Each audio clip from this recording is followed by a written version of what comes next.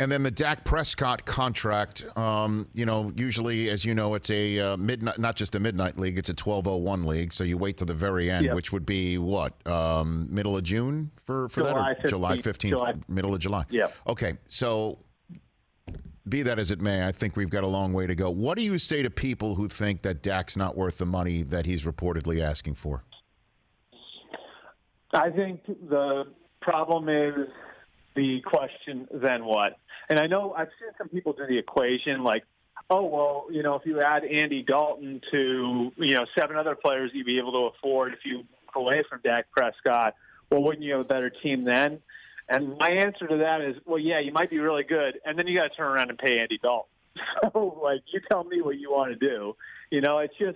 It's a question. It's a question that gets asked because the quarterback market's moved so far beyond everything else. And look, these teams have this great little window when they've got young quarterbacks at a cheap rate. So the Texans have benefited from that. The Chiefs have benefited from that. The Eagles and Rams for a bunch of years benefited from that. Eventually, the bill comes due. And, you've heard for years and years how, some smart team is going to wind up churning quarterbacks.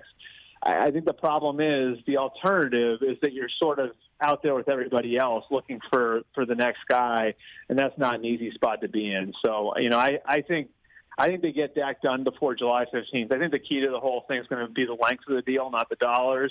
And I think they'd be smart to get it done before Patrick Mahomes does his deal in Kansas You City. think? Or Deshaun Watson. Or Deshaun Watson. Right. Because the price only goes up. They didn't get it done before. They didn't get it done before Wentz or Goff. The price only goes up as you wait.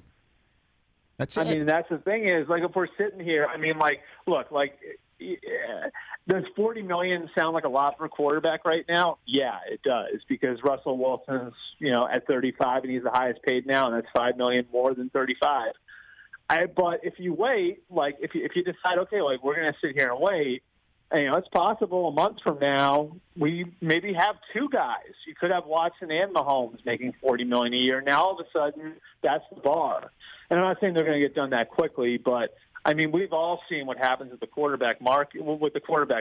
It doesn't stagnate. It just constantly, incrementally moves up. And so, I think that there'd be a definite price to pay if you're waiting to do Dak.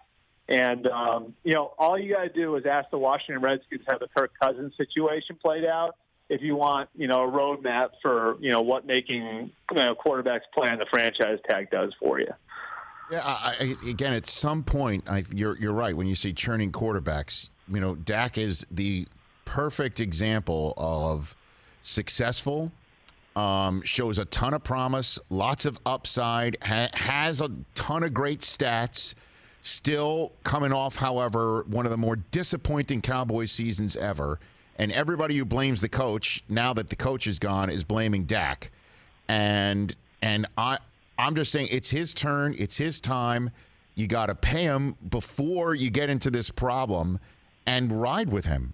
That's it. The kid is supremely talented, and I do believe another team, as this, I think this opinion is becoming less and less popular, certainly within my own studio, because Brockman's laughing over there himself.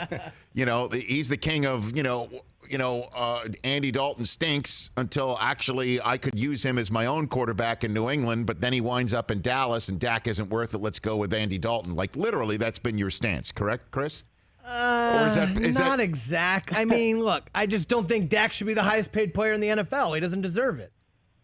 It's pretty simple. But wait a minute. All right. Wait. So, Chris, did Jimmy Garoppolo deserve it? Did Kirk Cousins deserve it? No, none of those guys deserve it. And have they won anything, Albert? But Derek Carr's a great example, right? Derek Carr signed his deal. I believe it was 2000. I want to say 15, right? Or 2016, maybe? Right in there somewhere. Or no, it was later than that, because it was actually because he was a 14 rookie, so it would have been 2017. That's 3 years ago, okay?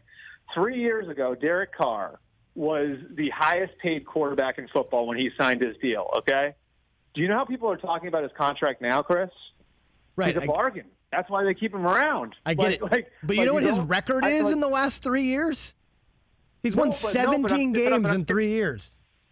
All right, Andrew Luck was making $25 million. you would be, if Andrew Luck was still playing at $25 million a year, he signed that deal 3 years ago. Like, you'd be stealing him. That's why I'm saying right? you got to do it early. You got to do it early, and then you know, unless because Kirk Cousins is the rarity where you get paid like you're an outfielder. You're getting paid like you're a starting pitcher. You know, which is guaranteed money. He's getting paid like Garrett Cole. Honestly, it's amazing. Yeah. It's the price of doing business at that position. I mean, it's like, look, like if you get it right, like it's a good problem to have, and I think you have to sort of approach it that way. You know, like it's like, yeah, it sucks that maybe there are 3 or 4 guys who would be on your team otherwise that aren't there anymore because you paid your quarterback. But, like, having stability at that position is the most important thing, and it's priced as such. You know what I mean? Like, that price tag is on there because what everyone's looking for is to be as stable as you possibly can be at the most important position. Hey, you watched all the way to the end. Thanks for that. Watch more right here.